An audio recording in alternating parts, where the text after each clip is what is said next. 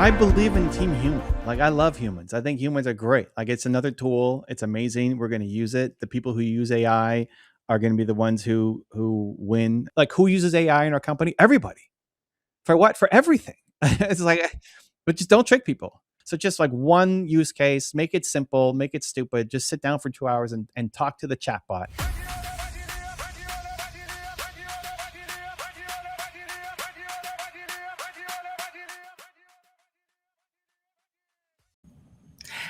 Hey, everybody. Welcome to a very special Friday episode of the Shift AI Show. I'm so glad y'all are here.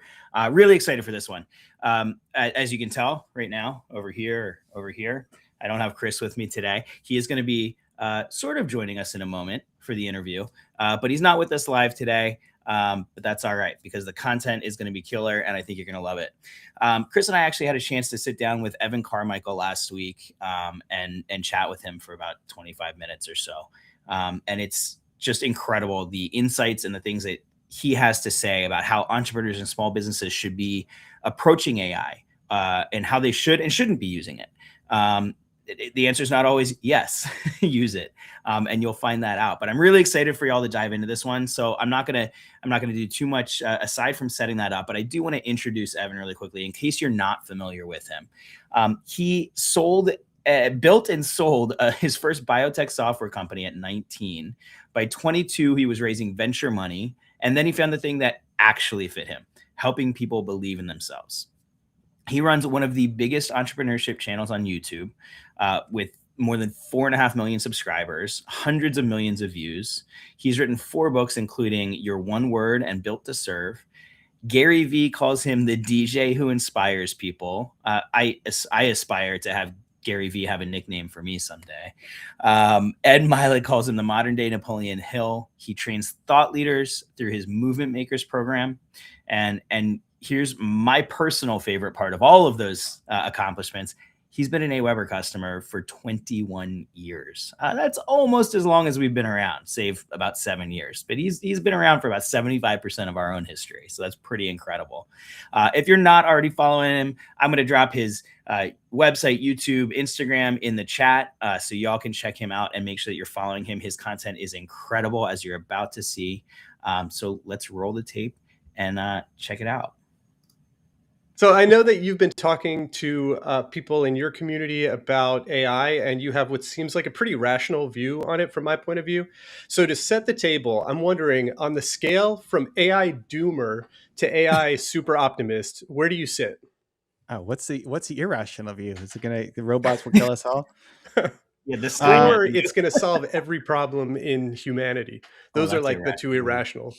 Oh, I believe in team human. Like I love humans. I think humans are great. Like it's another tool. It's amazing. We're going to use it. The people who use AI are going to be the ones who win. I still think it's like a person with AI. I think the good news is you get to pick. People are saying, "Hey, we're going to have the first $1 billion one-person company because it's one person in AI." Right? Like, cool. I don't want to do that. Like, I like people. And if you want to do that, and I'm introverted and shy and like people don't believe that, it doesn't come across in videos like this, but I like doing things with people. Yeah. So if you want to go build $1 billion company by yourself and AI tools, awesome. I want to do things with people that are fun and awesome and great. And I think the good news is you get to pick what you want to do now. Like we've had more opportunities than ever. I mean, I'm 46 years old. Ever think about me at 46 versus my dad at 46? Like the options available of what I can do is just crazy. Like he was almost forced to be an entrepreneur. When he was my age, you had to be a little crazy. You're basically like, you can't get hired anywhere else. And now like this fallback. Yeah, I don't know what my I mean, thank you for the intro, and if you like my take on it, but I think you could do whatever you want. And so I love it. Like use the tools, get into it, find one use case. I think a lot of people get overwhelmed by AI and it just becomes too much. And so like, don't worry about having the whole thing figured out. Just find one little use case of how you can use it. And then that just starts the learning process. You go down this crazy rabbit hole, and it's awesome. I'm actually going to jump to another question from that, because I saw you had this really cool use case you talked about with your dubbing pipeline, where you wanted to go back in your backlog and dub all or for Spanish a bunch of these videos. And you explained that, like, when you started, you kind of had no idea where you should start, and you ended up with what was a pretty sophisticated, cool pipeline for getting these videos dubbed. A lot of the people that we talk to are in that I'm stuck. I don't know. Maybe I found my problem, but I have no idea where to start. Like, how did you get unstuck? What do those first couple hours look like, I guess? Yeah, I mean, that project is kicking my butt. I probably have the most dubs of anybody on YouTube, Nice. at least for long form content. We're doing almost 1 million dubs. It's crazy. It's kicking my butt. That's wild. How many languages is that? It's our main core is 30. Our next jump is 75, and then YouTube supports, I think, 100 or something. And so I'm learning. I'm in way over my head. I have no idea. Every day things are failing and crashing and things I didn't realize. And it's the most ambitious dubbing project, I think, on YouTube, at least in anywhere that I know of. Especially when you're doing I'm not doing 40-second shorts. These are 20-minute to 8-hour long videos. That's a massive dubbing project. And super fun. And I just love the idea that we could take this to the world. People are watching. This guy left a comment today from Vietnam. I've never watched a video outside of Vietnamese, and thank you for bringing this to my world. It's the best. That's why I do what I do. And for all the days that my ass is getting beat up by every single problem, imaginable, you get one comment like that. It's okay, it's all worth it. Yeah. But how do you get started? To Chris, your question, I think you just find what are you struggling with? What are you frustrated by? And just use a very small use case. I think starting small is like the flossing one tooth idea. Just do that. So how I started was, there were YouTube videos. There's a watch later list. I don't know if you guys ever use a watch later list, but there's all these videos that I wanted to watch. And so I wanted to say, hey, anybody that I subscribe to, add it to a list, and then sort the list by the shortest video to the longest video. And that was what I was trying to figure out. It's solve one little, that is the most of all the AI projects I've done, is the least impactful to the world. But when I figured that out, it's okay, but if I could also do it for that. So it's just sorting my own personal YouTube playlist for my own consumption that got me into it. And I think everybody has something that they're struggling with or frustrated by. And so instead of seeing AI as this impossible giant, it's going to ruin humanity, or it's just, I can never figure this out. You never figured out how to drive either, and you learned how to drive, right? You can figure stuff out. When did we become our grandparents, right? When did we get to, we're at the age where we're getting old now, right? It's I don't know how old you guys are. I'm 46. But I'm 44. I'm right there with you, and I'm right there too. The most Luddite on the call, maybe.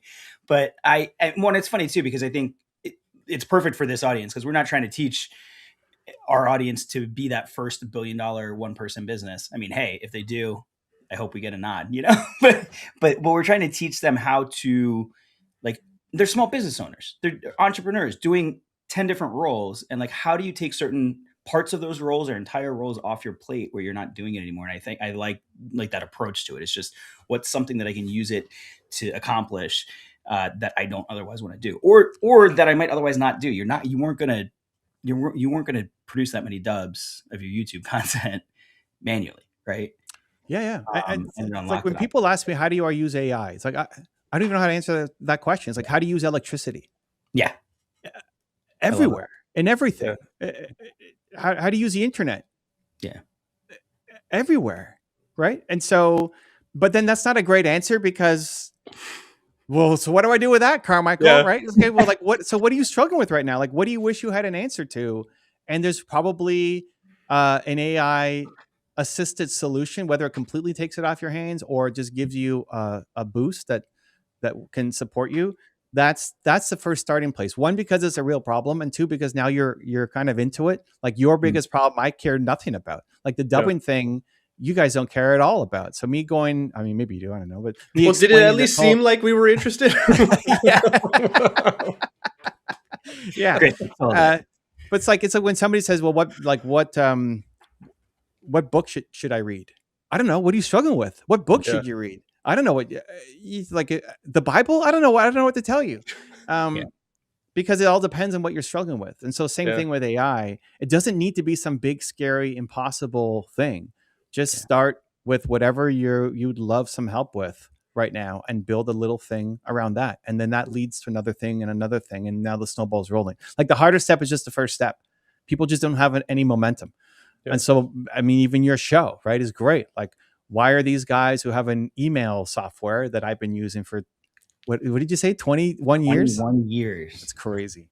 That's awesome. Yeah, I've been an AWeber client for 21 years. Why are these guys starting a show about AI, right? It's like, you're trying to learn, you're trying to educate, you're trying to help. Like, use this show as a permission to just test one little thing.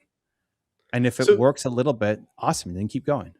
Do you have like a go-to tool that when you're just experimenting with something, like do you prefer to use a consumer chat app like Claude, or do you go to Claude Code?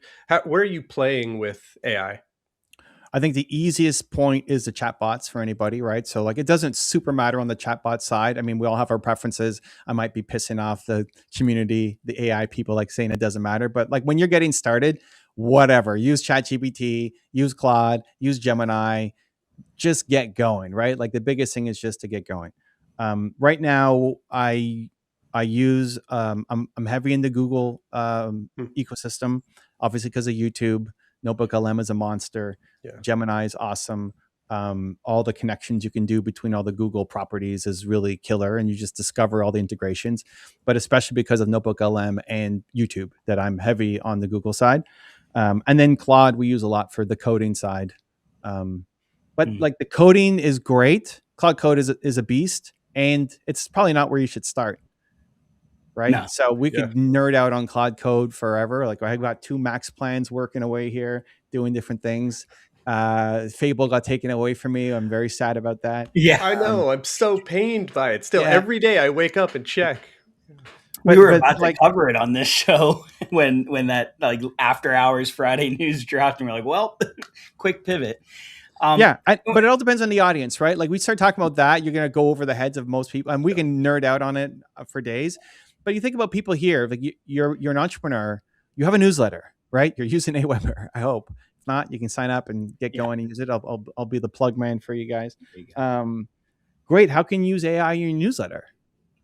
Like, how can you use AI to come up with ideas for your next newsletter? To come up with some graphics for your next newsletter? To split test some titles for your next newsletter, right? Just do that. And a lot of people struggle with, like, what am I gonna make a newsletter about? Yeah. Right? Like, people will sign up for AWeber and then not use it, or barely use it, because they don't. I don't know what to say. Okay, great. So speaking Chris's language right now. Yeah, I'm trying to solve that. Go to Claude, or go to ChatGPT, or go to Gemini, or whatever. They say, okay, here is my business. Give them your website. What 10 ideas should I put into my newsletter? Yeah.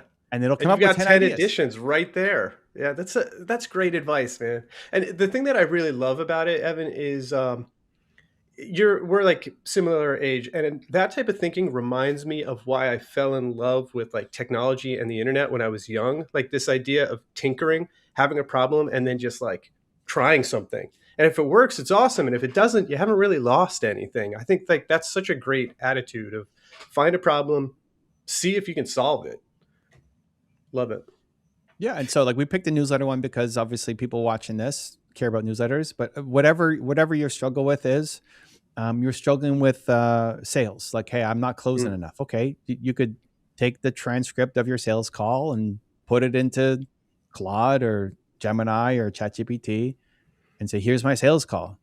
How can I do better? And it'll give you ideas on how you can do better. Yeah. It's like literally everything can be made better. And again, that's overwhelming and scary. So just start with one thing that you deeply care about. I want to pivot for a second to talk about something that you were working on years ago. Like 10 years ago, I did an interview with Gary Vee through like a mutual partnership with a client, and we're micing him up, and he's already mic'd up. and I realized like, oh, you're documenting every hour of your day. Like he had a team following him. He had audio, and I remember kind of like laughing at it, thinking like that's odd. Like what's the use case for that? Then it made me think of it the other day because you talked about like deliberately collecting your IP and training, essentially AI Evan, right? Talk to me a little bit about that. How are you putting that into practice? But also like, what's it not able, like, what do you wish you could get from that still that maybe it's not accomplishing or capable of yet? Yeah. That's a great question. So since 2022, I've tried to save every conversation that I have. Now that's not, I mean, I guess that's 4 years. It's not that, I guess it feels early, but anyway. So like I have a Fathom note taker. Mm-hmm. Most people I think might know Fathom. It comes into calls and records notes for you. I'm kind of upset that it's not on this call right now because it's not picking this stuff up. Hopefully I say something good. And it keeps track of everything that I've said. And so I've actually changed how I work to the point where every time I'm trying to train my team on something, my team asks me a question, I will record a Zoom call, screen share, just so my Fathom can be in there to keep track of what I said. To track that. And so I'm trying to build an AI Evan super system of all the stuff that I've said. And what I love about Zoom is that it'll track Evan said this, and then if this was a Zoom, Jesse said this and Chris said this. So I can filter out what I said versus like what you guys. So I'm not, it's not thinking whatever advice you gave was what I said. And then it just saves it as a notepad file that I download to my computer. And if we want to get more technical, I then compress those notepad files and put it to a NotebookLM every day. Yeah. And NotebookLM limits you to 600 files. So you have to anyway. We can dive down the deep rabbit hole there. But I basically have a written collection of almost everything that I've said in terms of business stuff in notepad files that I have on my computer. How do I use that? I have no idea. Like it's still early. It's still way early. Like when hologram Evan is beaming into people's rooms, like it needs reference material. So like that's the reference materials, all the stuff that I've said. So now it's actually starting to get useful. In 2022, there was no use case. So I'm just collecting it, knowing that in the future, I hope this is going to be valuable.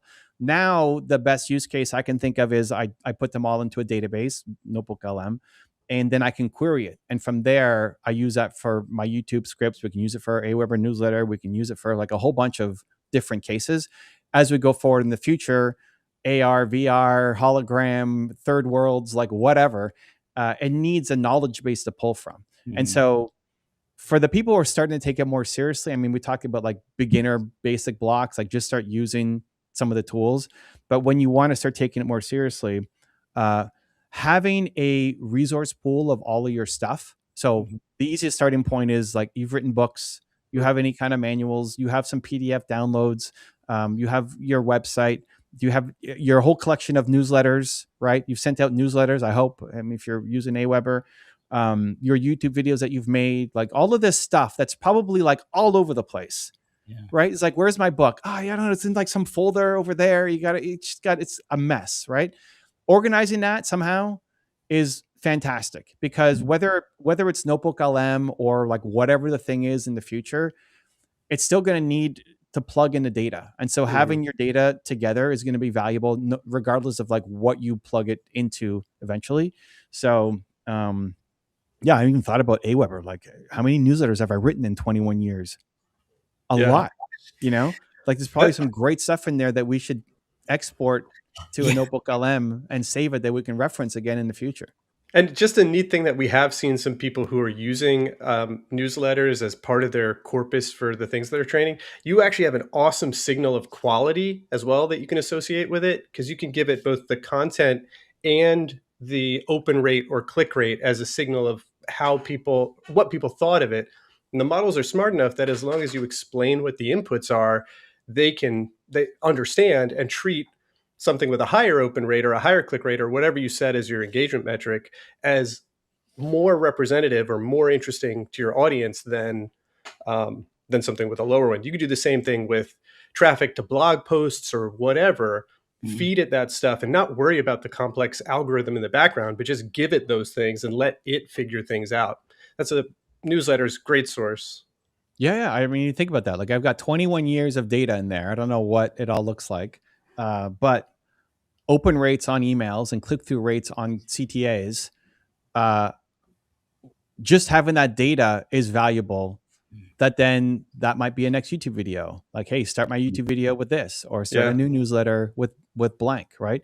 And so the tools are now actually valuable. Again, when I was doing this in 2022, I didn't even know how I was going to use it, just that it was probably going to be valuable. Now tools are available. Like you could take all of those. If there's an easy way to export from AWeber all of your titles and click-through rates on those titles for the past X number of years, now you can use tools. You can use that same chatbot to plug in your data and say like what phrases, what sentences, what words led to the highest open rates, and it will give you good answers. And that is probably like really valuable for your business that you can use in your 2026, 2027 marketing campaign, right? Like that's really helpful. And the tools though, like to Jesse's question, they're only going to get better. Like this is still early Flintstones caveman stuff that we're dealing with right now. Like it's only going to get better, but they still need something to pull from. They still need like data to pull from. And so I'm always just looking for data sources. So like AWeber is a great data source. My YouTube channel is a great data source, but also all the meetings that I have, I try to record just for the otherwise undocumented stuff. That's incredible. I love that. Even just when you said that you'll like, instead of answering, you'll do a Google Meet screen record so that Fathom can like capture it. Like that approach is just, it makes me want to kind of pause the way I'm doing things. Where, like what part of your business, your day-to-day, like running your business, where don't you want to use AI? Like where's something, you hit it on a little bit earlier where you're talking about like, I like working with people, so I'm not going to choose to just kind of replace my entire team. But like, are there parts where you're just like, this pushes like maybe an ethical or comfort boundary, or are you yet to find that maybe? No, for sure. I was going to go in a different direction, but the whole ethical thing brought me somewhere else. I don't want to trick people. So like that's our internal metric. And like, it's a hard thing because AI is changing all the time. It's hard to know. So it's hard to just apply certain rules. It needs a human gut check. So for example, for a long time, AI has been able to replicate somebody's voice. And like, it fooled my wife. I listened to it and I'm like, that's not me. And then like, oh, when did you make that? Like, I didn't make that. What are you talking about? That's not even me. What are you talking about? But like, if it can fool my wife, it's going to fool almost everybody. Right. And so one thing that my marketing team came with to me even like 2 years ago was, hey, can you record a welcome? We have a program called Movement Makers, right? So like Movement Makers, we train thought leaders how to build their business and get their content out to the world, right? Great. So for a new Movement Maker coming in, can you make a message and say, hey, Chris, great to have you, Movement Makers, yada, yada, yada, yada. And then just swap out the Chris with AI. It could be, hey, Jesse, hey, Susan, hey, whatever. And like, we can make your lips even like, look like you're saying that. And you're only swapping out one word. Versus you can even make a whole video. Versus an entire avatar, right? I look at your website, Chris. I see your website. You're about this. Excited to help you. I don't want to trick people. And I imagine like at one day, I'm going to meet Jesse at some event. And he's like, oh, that video you left meant a lot to me. I was like, I don't know what you're talking about. What are you talking about? What video, Jesse? Right. And then I think then it's like, then you've lost it all. Like then it's all over. Because then Jesse will like never trust me again. Right. And that's a lot of people in my space are doing that. And I'm not judging them either. Like everybody's got to figure out where their own line is on this. For me, I don't want to trick people. So I'll often make videos for people, welcoming them when they join, etc. And I'll often have to say like, this is not AI. And like put my hand in front of my face and like all this is not AI. It's actually me. Great to meet you. And those things mean a lot. And so ethically, that's just what I always tell my team. Don't trick people. Like we did a thumbnail, for example, of we use AI a lot in our thumbnail, and I don't want to trick people in our thumbnails. And it was one video where the thumbnail is like me on some stage or something, and it was like very photorealistic, and it looked like me. It's like, okay, but I never spoke there, so I don't want people thinking not that like anybody's really going to be upset about it. I guess it's just our own line. If it has the possibility of tricking somebody, then I don't want to do it. Man, That's so elegantly said. Like the way you described it as like if somebody realizes, then forever they're going to be wondering, is this new thing AI as well, or is this actually Evan? Yeah, Right. that's So if we use AI with me, then it's like AI. We've done a few things where it's like AI Evan, but I think people don't care. Like people don't want to interact with AI of the person. They want to interact with the person. And the AI, when they're doing interactions, they're winning because people think that it's them. And for other people, swapping out that one word, Chris for Jesse, is not a big deal because the message itself is the same. And I made that message, right? But for me, like making the one name change makes a difference. And again, I don't think I'm right or wrong. And some people don't like that idea at all. You just have to draw your own line of what are you comfortable with? And for me, I just don't want to trick people. So that just internally, that's the message for everybody. Like who uses AI in our company? Everybody. For what? For everything. It's like, but just don't trick people. And we are having conversations every week of like, that's the gut check. Like, is this going to trick people? And if it is, then we don't do it. Yeah. That's really funny, man, because it feels like sometimes we talk like all the rules are different because AI exists, but really it's just the same rules applied to AI. Like you shouldn't have tricked people prior to AI, and you should continue not tricking people now that you have AI. Yeah, I mean it's just a values thing. Like your values hopefully don't change. Yeah. So with AI, without AI, with tech, without tech, right? Well, not betraying those values, right? Your brand's built on authenticity and genuineness. I love how you pivot that against betraying, like tricking people. That's we all need to evaluate that way. I know we're almost up against time. I want to take 1 minute.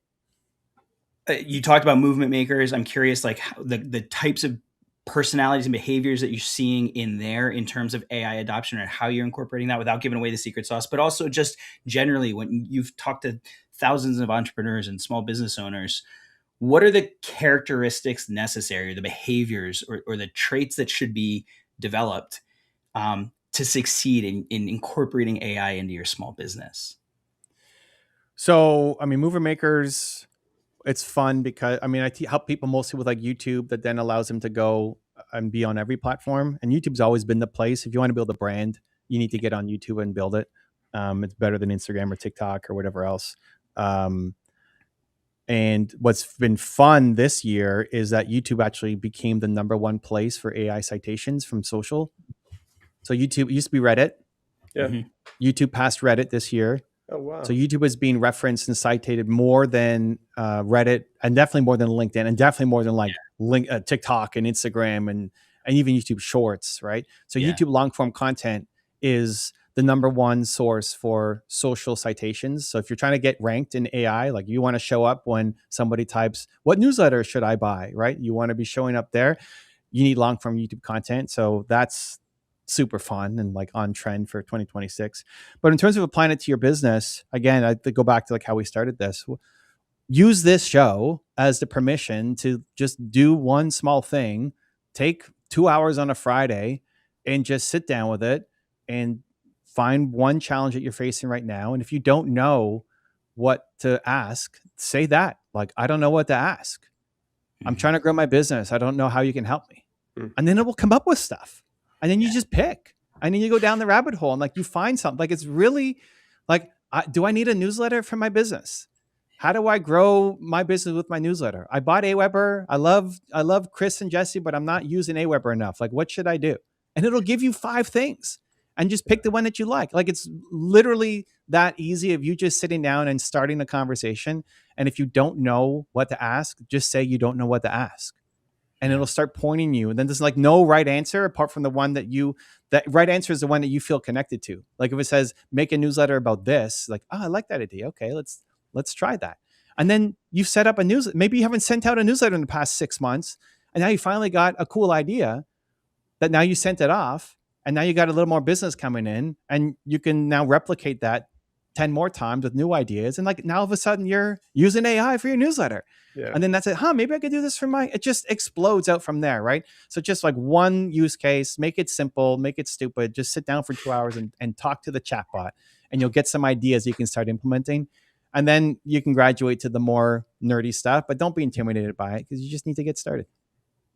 I love it. Evan, thank you so much for taking time to talk with us today and talk to our audience and just kind of bring your experience and knowledge to it. I appreciate it, man.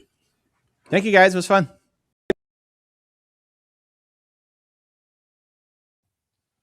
All right, y'all. I hope that was, I hope y'all enjoyed that as much as I did. I hope you got a lot out of that. As somebody who's already watched that several times, I highly recommend that you go back through that. There's so many good practical bits of advice and just like great principles, like really good recentering around how we incorporate AI into our businesses. And like Evan said, it's different for everybody. I just want to thank everybody. Thank Evan for being here. Thank you, Evan. Shout out to Evan. This was so awesome getting to talk and bring that to the Shift audience. Based on what he was saying, like I love the advice of just like pick one problem that you're trying to solve. And I think that's kind of the way that Chris and I have approached a lot of the demo content in the show is what's a problem that we think would be valuable for small business owners and entrepreneurs trying to figure out how to incorporate AI. But there's no better source than you telling us what problems you're trying to solve. So please go to AWeber.com/shift and you can send us your questions and just say, hey, here's something that I'm trying to solve that I'd love to see on the show. I would encourage you, and I hope that you also go into like your favorite AI tool and try to solve that today and not wait on it. But I would love to really just be able to build content around exactly what each of you are looking to solve for. So as always, thank you so much for being here. Chris and I will both be back on Tuesday at noon Eastern time for a brand new episode and a brand new demo. I hope everybody has an absolutely great weekend wherever you're located. Thank you so much for being here. To pay an invoice, No. please press 4 now. Talk to a person. Help closing your account. Running a business is hard. Okay. But with AWeber, your email marketing doesn't have to be. AWeber